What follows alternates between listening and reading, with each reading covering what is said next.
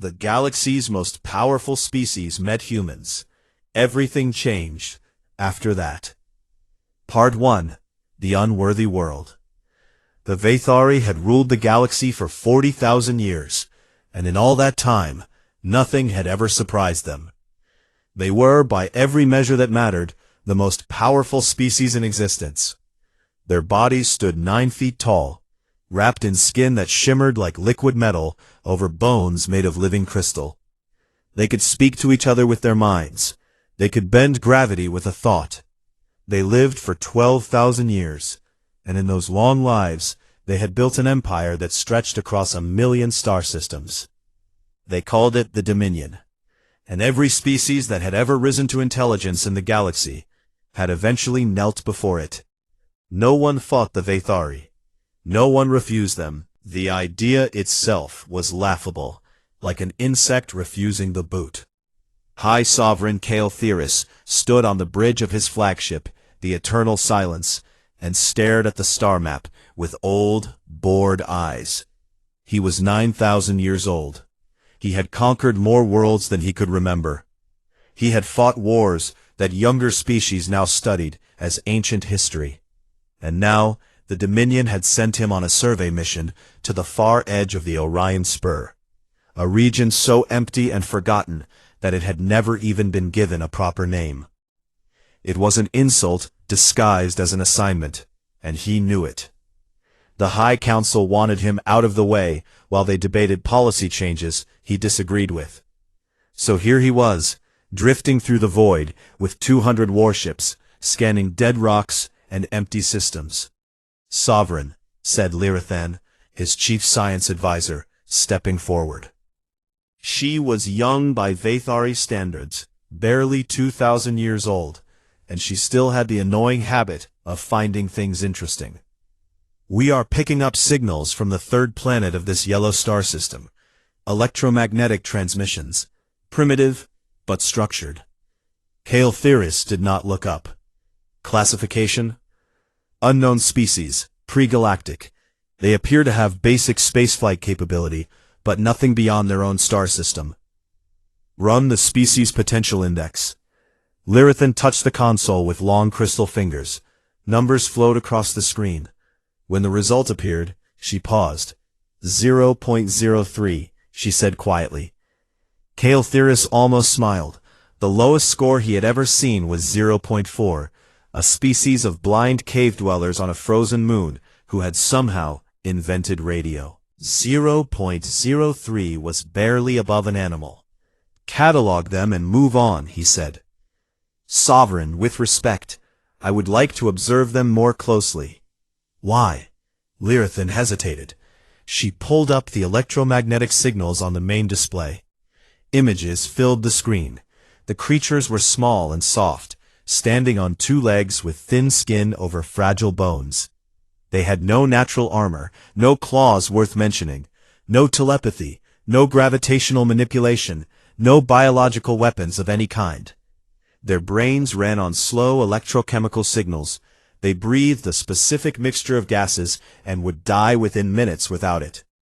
They were, in every physical sense, one of the weakest species the Dominion had ever found. But the signals showed something strange. Lyrathan pointed to the images cycling across the screen. "They are at war," she said, "with each other." He saw explosions, burning cities, soldiers carrying weapons that fired metal projectiles using chemical reactions. Primitive beyond belief. But it was not the technology that caught his attention. It was the scale. "How many wars?" he asked. "Currently at least 37 active conflicts across their planet." He stared at her. 37? And they have spaceflight? They do. They have sent machines beyond their star system. They have a crewed orbital station. And they are doing all of this, while simultaneously trying to destroy each other. In 40,000 years of Dominion history, every species had achieved planetary unity before reaching the stars. It was considered a basic requirement. A species that could not agree with itself could not possibly manage the challenges of space. And yet, these creatures, these tiny soft things on their little blue world, had done it anyway.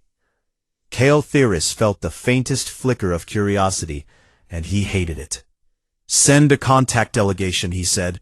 "Standard vassal offer. Let us finish this quickly." The Vathari shuttle descended through Earth's atmosphere and landed in a city called Geneva. The humans panicked as expected. Their primitive weapons systems activated, their communication networks overloaded with fear and confusion, and their leaders scrambled to respond. But they responded faster than Lyrithan had predicted. Within 72 hours, the humans had assembled a delegation: scientists, military leaders, diplomats, and strangely, poets and philosophers. The Vathari did not understand why a species facing first contact with a superior civilization would bring poets to the table. The delegation met in a large hall. The Vathari representatives towered over the humans. Kale Theris presented the standard offer through a holographic projection. It was simple: submit to the Dominion, and the Vathari would share technology, extend protection, and guide the species toward its full potential. Refuse, and the Dominion would leave, and the species would remain alone, forgotten, irrelevant. Every species in history had accepted. The alternative was too bleak to consider. The human delegation listened in silence. Their faces were unreadable to the Vathari, who were used to sensing emotions through telepathy. But human minds were closed to them, not shielded, just built differently, like trying to read a book written in colors that did not exist.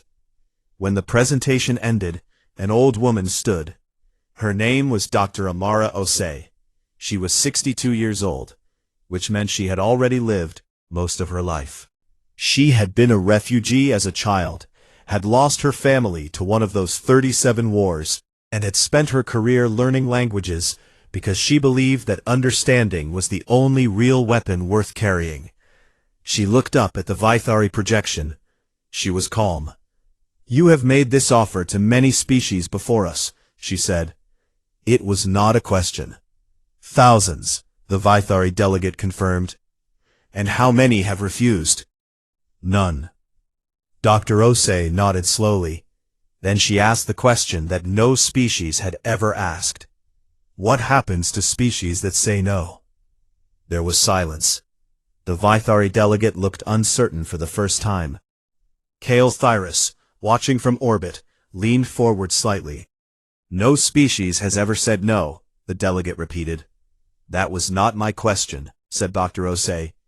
The Vathari had no answer. Not because the answer was terrible, but because the question had never existed before. No species had ever considered refusal a possibility worth planning for. Humanity did not say yes. They did not say no. Dr. Osei requested time to consider. The Vathari, amused by what they saw as a delay of the inevitable, granted 3 standard years.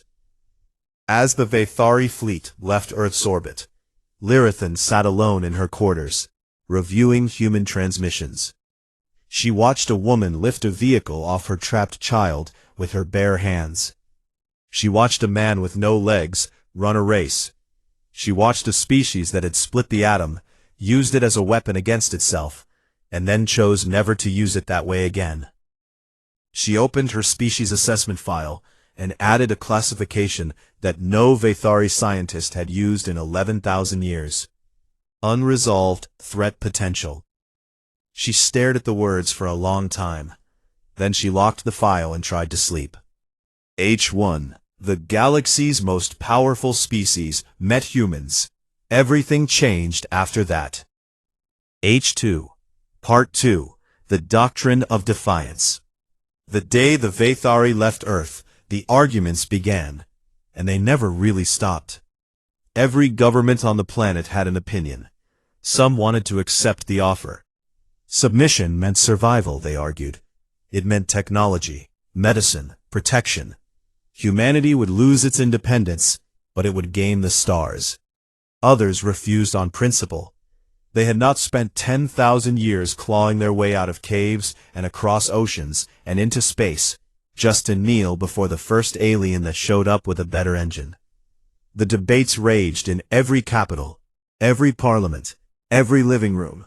People screamed at each other on television. Protests filled the streets of 100 cities.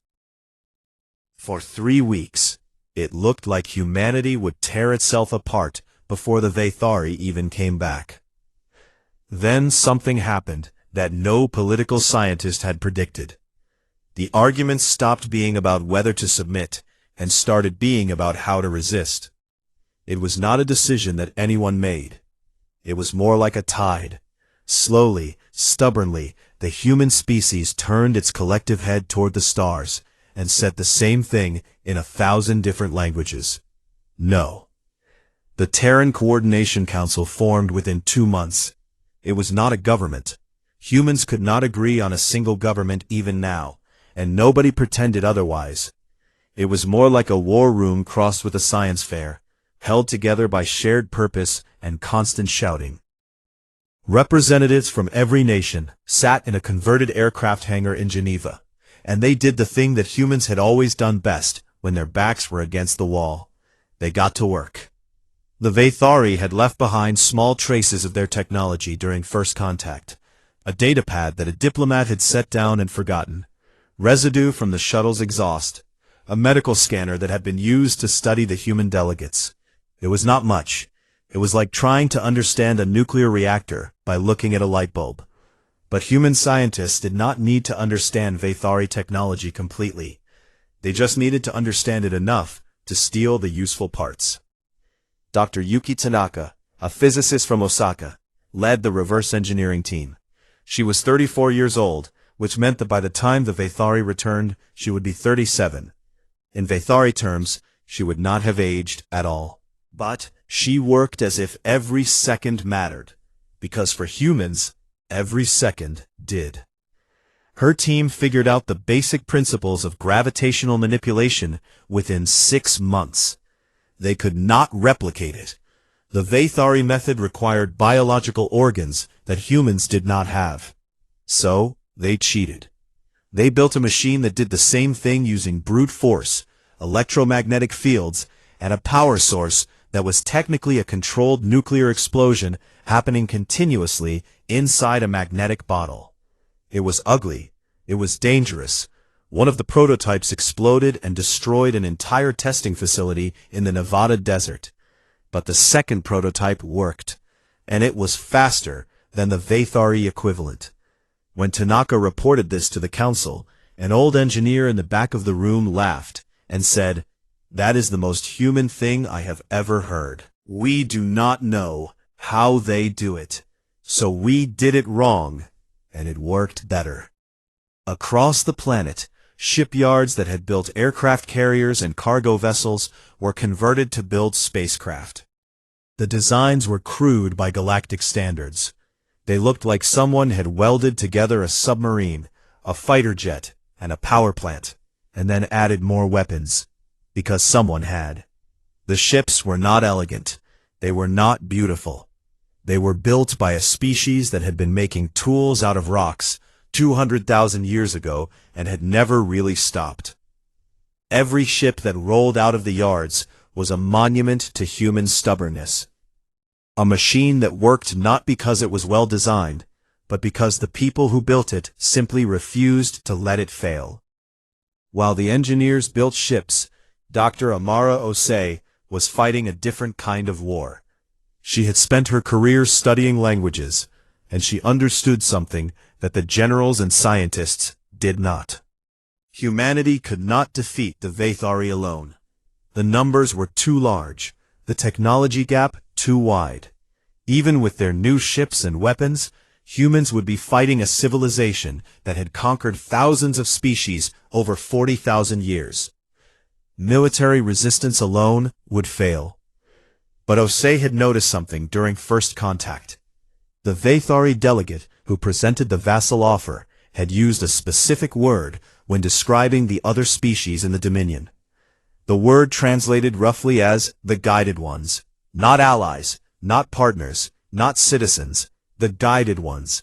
It was a word you used for children, or for pets. She began reaching out. It took months to establish contact. Humanity's communication technology was primitive by galactic standards, and the Dominion's network was closed to outsiders. But humans had been hacking into systems they were not supposed to access since the invention of the telephone. And a team of engineers in Seoul found a way to piggyback signals on Vathari relay satellites. The first species to respond was the Rhythene. They were aquatic beings, brilliant engineers who built the Dominion's shipyards and maintained its infrastructure.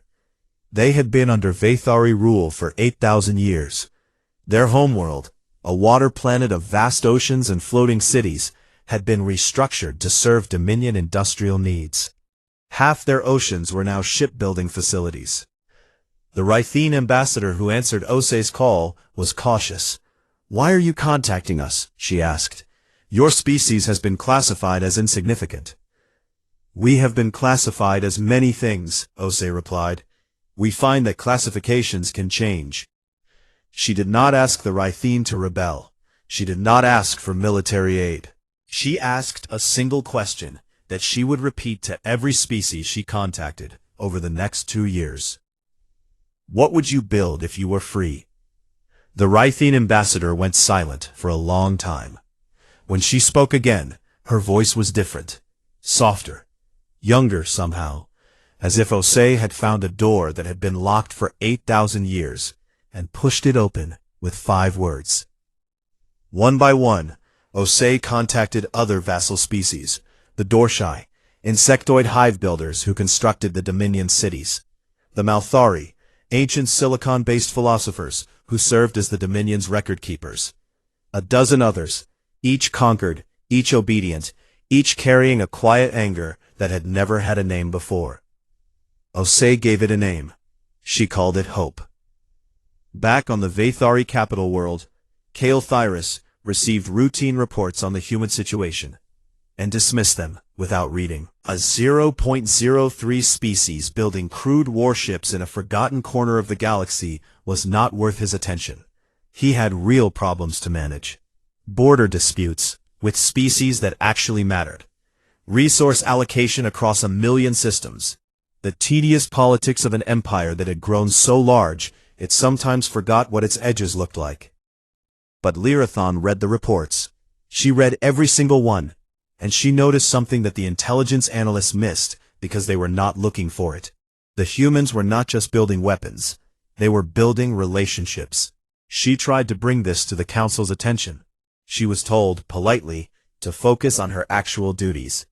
The idea that a 0.03 species could be building a diplomatic network under the Dominion's nose was absurd. The 3 years expired on a Tuesday, Earth time. Osei was in a hospital bed in Lagos, her body failing from a cancer she had refused to treat, because the treatment would have taken months she did not have. She watched through a window as the Vathari fleet appeared in the sky, 200 warships that blotted out the stars. Kael'Thyrus opened a communication channel and waited for the expected surrender. Instead, his sensors detected something, a defense network. Orbital platforms bristling with nuclear missiles, railguns the size of skyscrapers mounted on asteroids that humans had dragged into position, and ships, hundreds of ugly, impossible patchwork ships crewed by people who had built them with their own hands. Dr. Osei's face appeared on his screen. She was thin, her hair was gone, and she was clearly dying, but her eyes were bright and hard and absolutely unafraid. "We have considered your offer," she said. "Our answer is, come and take it." Kael'Thyrus stared at her image for a long moment. Then, he closed the channel and gave the order to advance. Behind him, Lyrathon closed her eyes. She had known this was coming.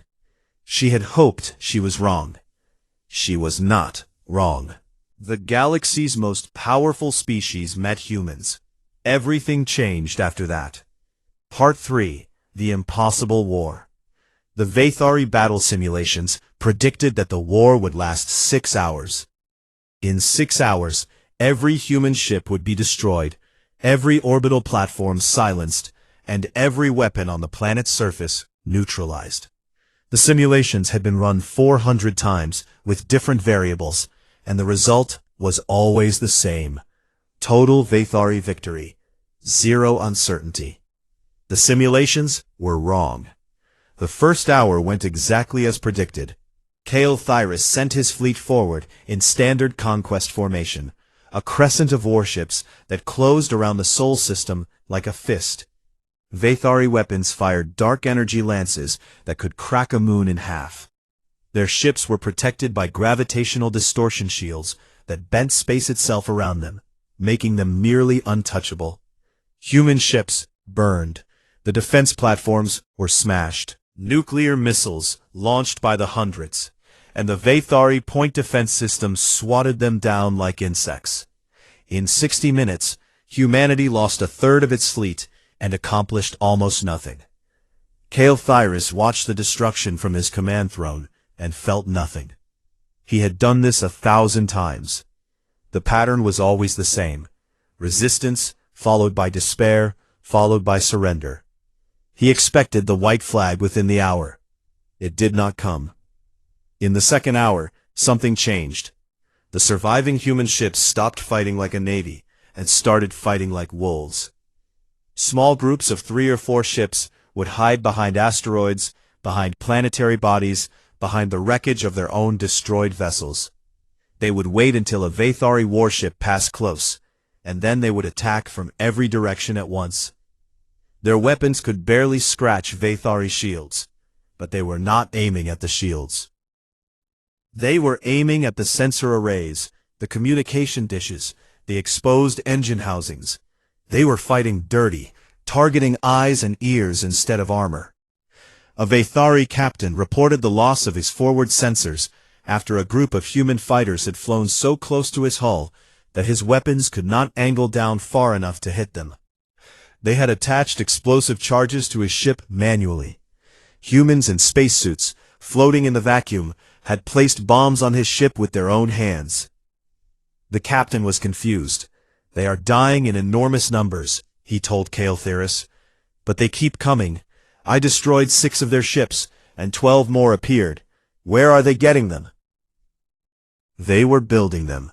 Even as the battle raged, shipyards on Earth and hidden facilities on Mars and in the asteroid belt were producing new ships. The vessels were barely functional. Some of them were little more than engines strapped to weapons with a cockpit welded on top. They had no shields, no advanced sensors, no life support beyond a tank of air and a prayer. And humans were climbing into them and flying straight into battle. By the 3rd hour, Kael'thyrus began to feel something he had not felt in a very long time: annoyance. By the 6th hour, when the simulation said the war should be over, the humans had lost over half their fleet, but the Vathari had lost 37 ships. 37 warships, each one representing centuries of engineering, crewed by soldiers who had lived for thousands of years, destroyed by a species that had invented powered flight only 120 years ago. The number was small, insignificant in military terms, but it was not supposed to be possible at all. The worst losses came from a tactic that the Vathari had no name for, because no species had ever used it. Human pilots were flying their ships directly into Vathari vessels at full speed, not by accident, not in desperation, by choice. They would aim for weak points in the shield geometry, accelerate to maximum velocity, and crash into the enemy hull. The impact, combined with the detonation of whatever weapons the ship was carrying, was enough to cripple or destroy a Vathari warship. The humans called it a kamikaze run. They had a word for it. They had a history of it. This was not a new idea to them. They had been doing this to each other for centuries. A Vathari officer, shaken after watching a human pilot steer a burning, broken ship into the engine section of a Dominion cruiser, said something that would be repeated across the fleet in the following days. "They are not afraid to die," she said. "I have fought many species, and all of them fear death. These creatures do not. They fear something else. They fear losing." The war did not end in 6 hours. It did not end in 6 days. It stretched into weeks, then months. The humans lost ground, then took it back, then lost it again. Earth was bombarded from orbit. Cities burned. Millions died. And still they fought. On the ground, it was even worse for the Vathari. Human soldiers fought in the ruins of their own cities, with weapons made from pipes and scrap metal. They set traps in buildings. They hid in tunnels. They attacked at night because human eyes adjusted to darkness faster than Vathari sensors could track movement in low light. A single human, with a homemade explosive, could disable a Vathari combat walker that stood 30 feet tall, if they were brave enough to get close enough. They were always brave enough. 6 months into the siege, Dr. Amara Osei lay in a hospital bed in an underground bunker beneath what had once been Lagos. She was dying. The cancer had spread beyond any hope of treatment, and the doctors could only keep her comfortable. She had days left, maybe hours, but she had one last weapon. She had spent the past 3 years building a network of contacts among the vassal species, the Rhythene, the Dorshai, the Malfarai, and others. They had been listening, they had been watching, and now Osei was going to show them something. She recorded a message. It took her 4 attempts because she kept losing consciousness, but she finished it. The message was broadcast on every frequency that humanity could reach, aimed not at Earth or the Vathari fleet, but outward, into the galaxy, toward every species living under Dominion rule. The message was simple. It contained footage of the battle, human ships burning, human cities in ruins, human soldiers fighting in the rubble, with weapons that would have been outdated 1,000 years ago by galactic standards. It showed the losses, the death, the destruction. It hid nothing. And then Osei's face appeared on the screen, thin and dying, and she spoke. "My name is Amara Osei. I speak for the people of Earth. We are the weakest species in this galaxy. We have no telepathy. We have no shields. We live for 80 years if we are lucky, and we have spent most of those years fighting each other. By every measure your masters use, we are nothing." She paused, and when she spoke again, her voice was steady. "We have been fighting the Vathari Dominion for 6 months. We are losing. We are dying in numbers I cannot count. And we will not stop. We will never stop. Because there are things that matter more than survival, and one of them is the right to choose your own fate." She looked directly into the camera. "We are the weakest species in the galaxy, and we are still fighting." "What is your excuse, Pap?" The message hit the galactic communication network like a bomb. On the Rhythene homeworld, shipyard workers stopped working and stared at their screens in silence. On the Dorshai hive worlds, queens who had been forced to breed worker castes for Vathari projects for thousands of years watched a dying alien woman tell them that freedom was worth dying for. On 100 other worlds, species that had accepted Vathari rule as an unchangeable fact of existence suddenly realized that it was not. 3 vassal fleets refused orders to reinforce the Sol system. The Rhythene reported mechanical failures in every shipyard they operated. The Dorshai stopped producing materials for the Dominion war effort entirely. Amara Osei died 16 hours after the broadcast. She was 65 years old. She had spent 3 years building a weapon that no one could see and no shield could stop. An idea. A spark. Her aide, a young man named David, was with her at the end. He asked her if she was afraid. She smiled. "I got to see them all wake up," she said. "That is enough." She closed her eyes. Across the galaxy, everything was changing. The galaxy's most powerful species met humans. Everything changed after that. Part 4. The Fracture. The Dominion did not fall because of human weapons. It fell because of a human idea. Osei's broadcast had traveled at the speed of light through the galactic communication network, and everywhere it touched, something broke. Not machines, not infrastructure, something deeper. The quiet acceptance that had held 1,000,000 worlds in obedience for 40,000 years cracked like glass, and through the cracks poured something the Vaethari had never had to face. Questions. On the Rhythene homeworld, a planet of vast oceans and floating cities that had been converted into shipbuilding factories 8,000 years ago, the workers put down their tools. They did not riot. They did not protest. They simply stopped. Millions of Rhythene, standing in silence in the massive construction bays where they had built Vaethari warships for generations, doing nothing, when the Vaethari overseers demanded they return to work. The Rhythene forewoman, a scarred old engineer named Velsha, looked at them with her wide dark eyes and said, "Build them yourself." The Dorshai were more dramatic. They were insectoid beings, organized into hive structures where the queens controlled reproduction. For thousands of years, the Vaethari had directed the queens to breed specific worker castes for construction, mining, and manufacturing. The Dorshai had no choice. Their biology was their chain. But biology was not destiny. The queens stopped laying eggs. All of them. Across every Dorshai world, reproduction ceased overnight.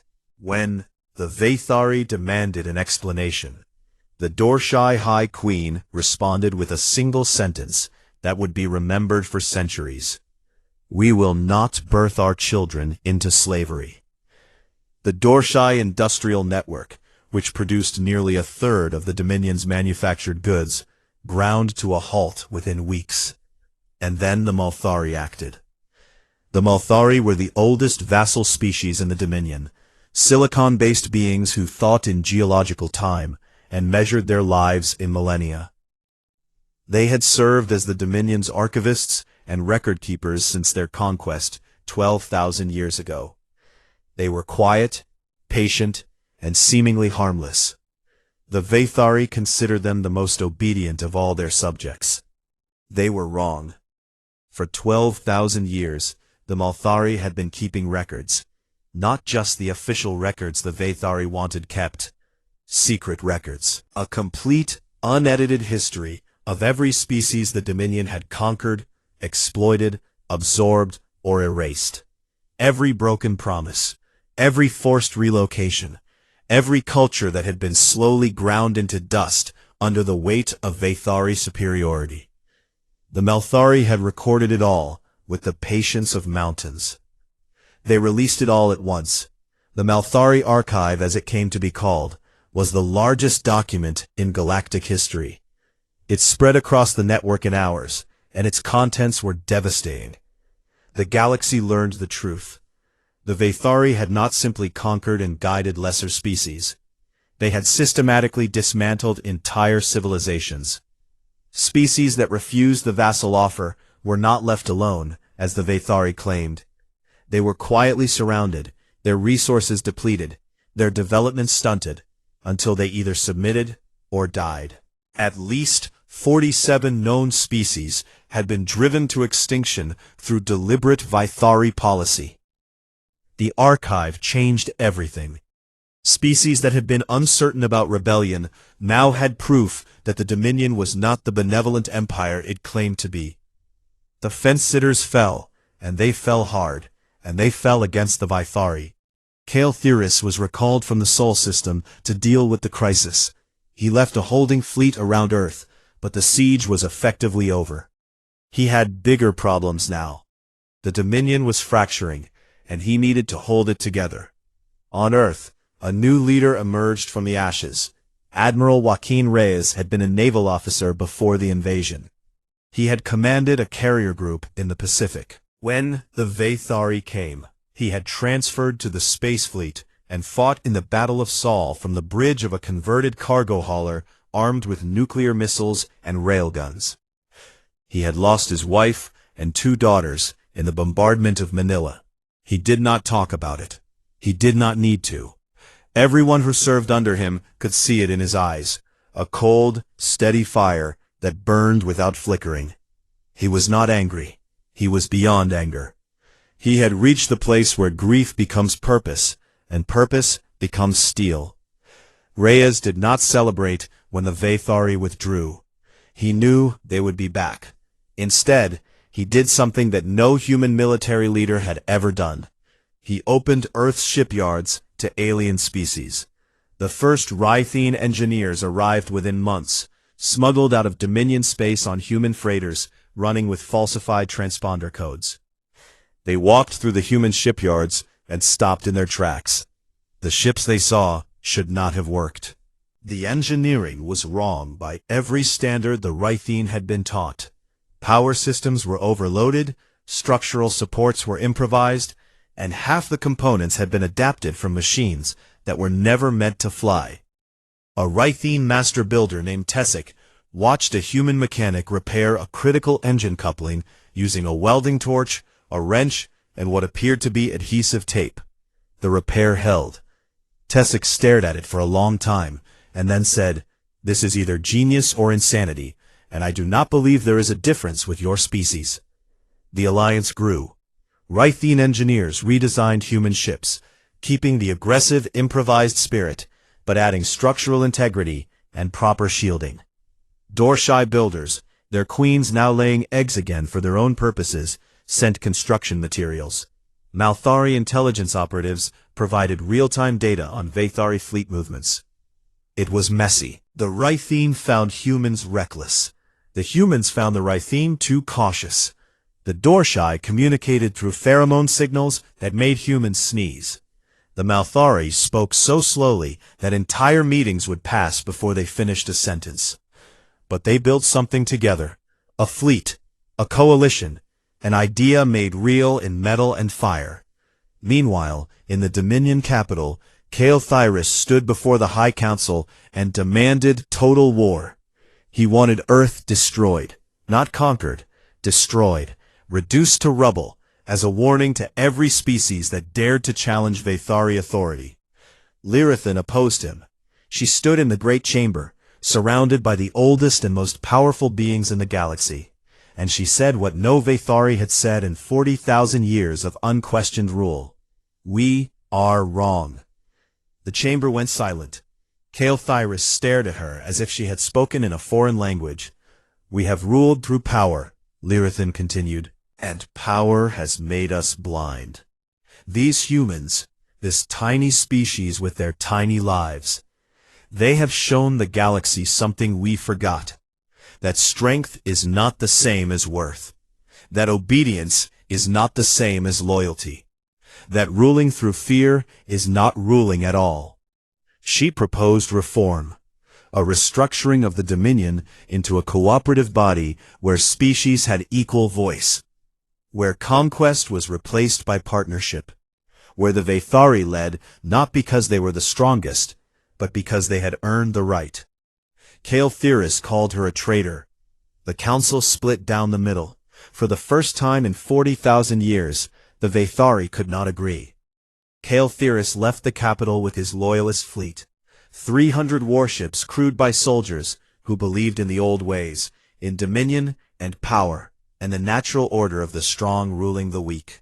He retreated to a hidden military installation on the edge of known space, and there he found what he was looking for: the Silence Engine. It was ancient, older than the Dominion itself, built during the only war that had ever truly threatened the Vathari species.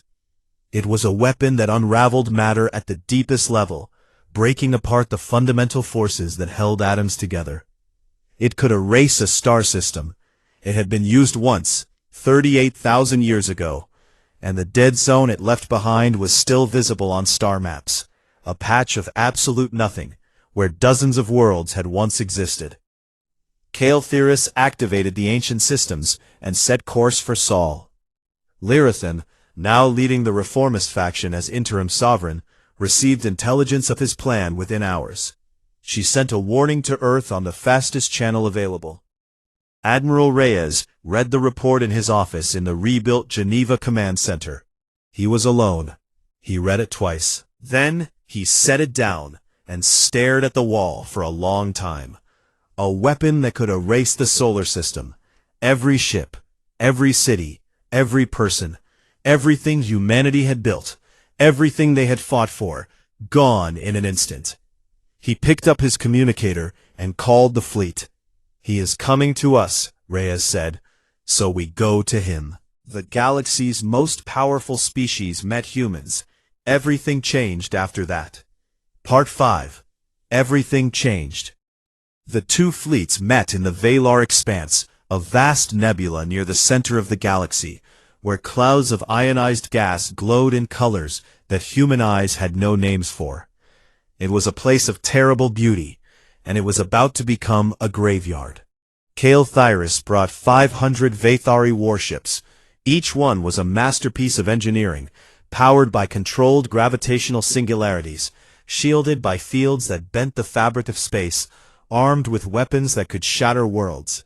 At the center of his formation sat his flagship, the Eternal Silence, and mounted on its hull like a crown of death was the Silence engine. It was already charging, drawing power from the ship's reactors, building toward the moment when it would fire and unmake the Sol system. Admiral Reyes brought 2,000 ships. Compared to the Vathari fleet, they looked like a junkyard that had learned to fly. Human destroyers with Rithine shield generators bolted to their hulls. Dorshai swarm carriers that released clouds of tiny drone fighters. Malthari electronic warfare vessels that looked like floating crystals and hummed with frequencies that made human teeth ache. Converted mining ships with railguns welded to their bows. Passenger liners with their luxury cabins ripped out and replaced with missile racks. It was the ugliest fleet in the history of warfare.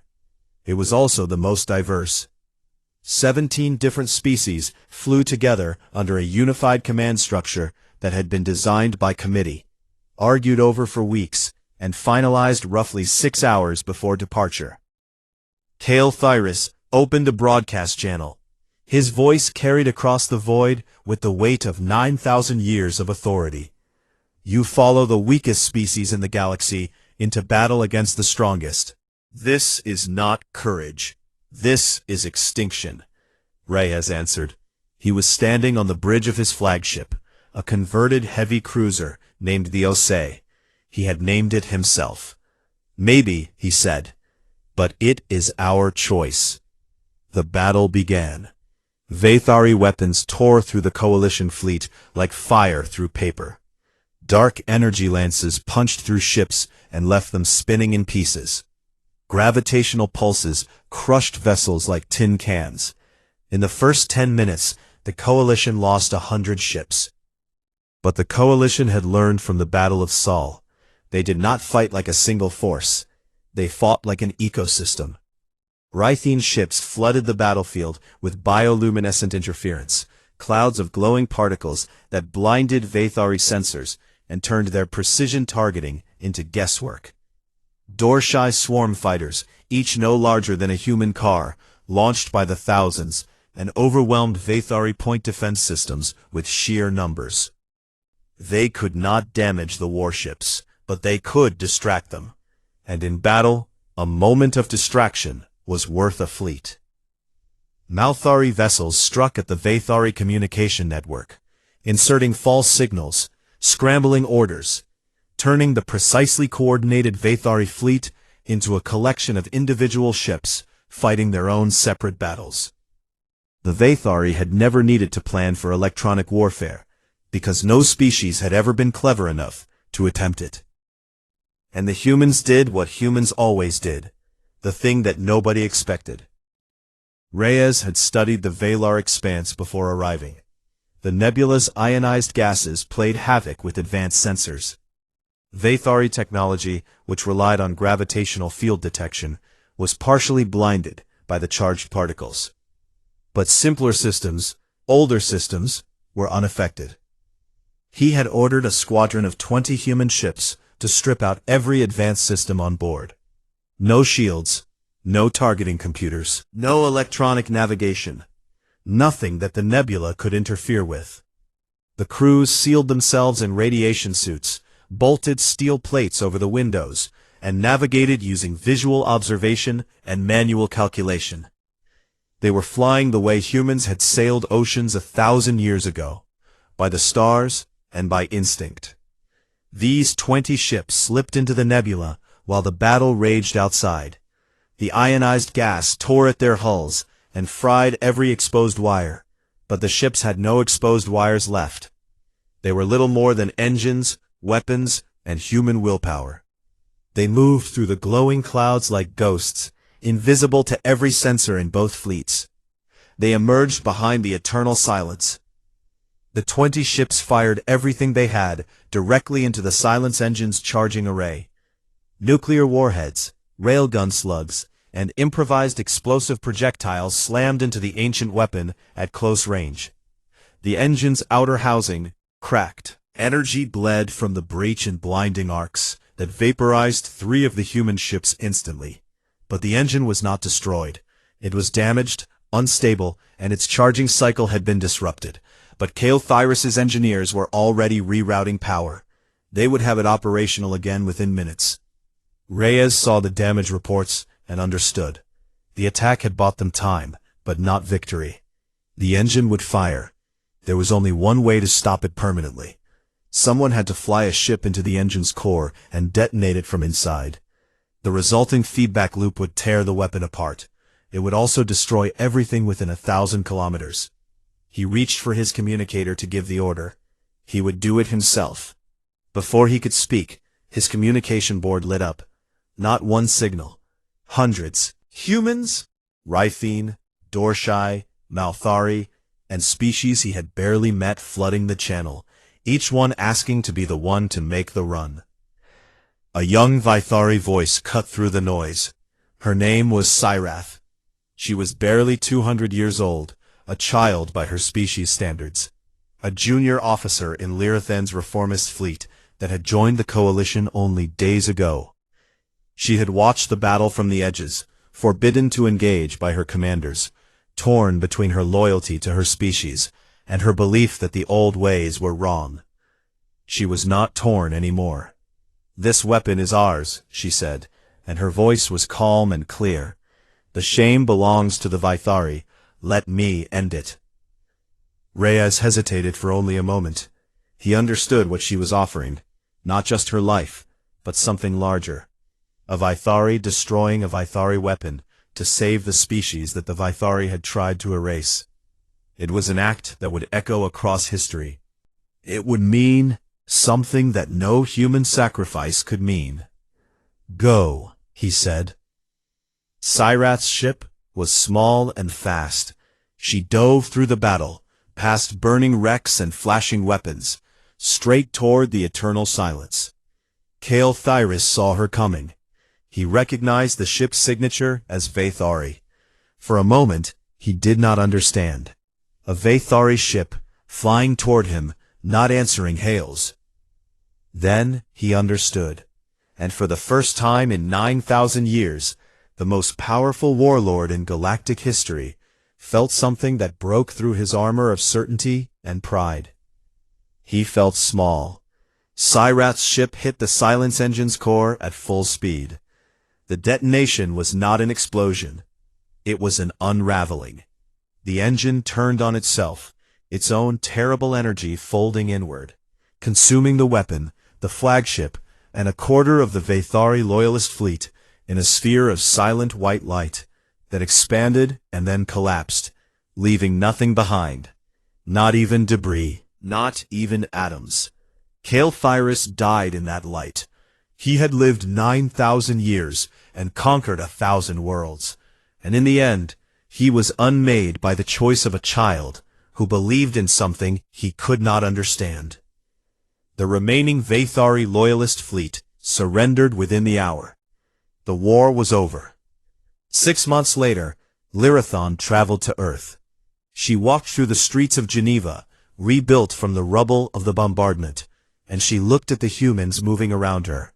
They were small and fragile and loud, and they moved with a speed that made her dizzy. They argued on street corners and laughed in restaurants and carried their children on their shoulders and built new buildings next to the craters left by her people's weapons. She signed the Terran Accords in a ceremony that was broadcast to every world in the galaxy. The document established the Galactic Coalition, a new order built on principles that no galactic civilization had ever tried. Self-determination, mutual defense, equal voice for every species, regardless of power or age or size. The right of every being to choose its own path. The accords were imperfect.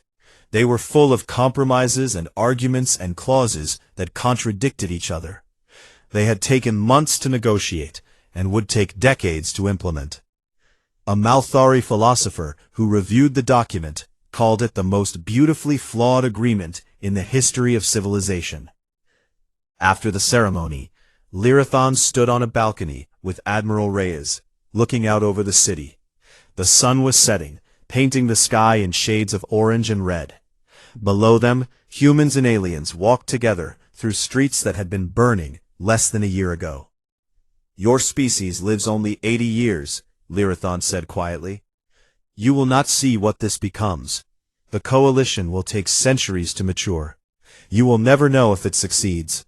How do you bear that?" Reyes was silent for a moment. The sunset light caught the scars on his face and the gray in his hair.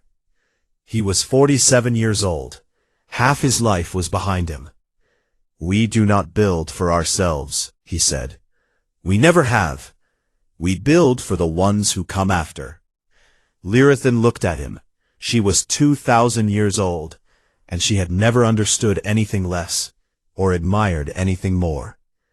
1,000 years later, the Galactic Coalition was the largest and most diverse civilization in the history of the universe. It was loud and messy and contentious. Species argued, cultures clashed. Nothing was ever decided quickly or cleanly. It was in every way a reflection of the species that had inspired it. A Vathari historian, reviewing the records of first contact with humanity, opened the old Species Potential Index file. She looked at the number that had been assigned to the human species 1,000 years ago. 0.03, the lowest score ever recorded. In its place, she wrote a single word. Incalculable. She saved the file and leaned back in her chair. Outside her window, ships from 100 worlds crossed the sky, built by a coalition that existed because a dying woman on a small blue planet had asked a question that nobody had ever thought to ask. What would you build if you were free? The galaxy had answered, and on 1,000 worlds, in 100 languages, when someone faced impossible odds, when logic said to give up, when every calculation said to surrender, they said the same thing. The words had become a proverb, a battle cry, a prayer. What would a human do? And then they did it.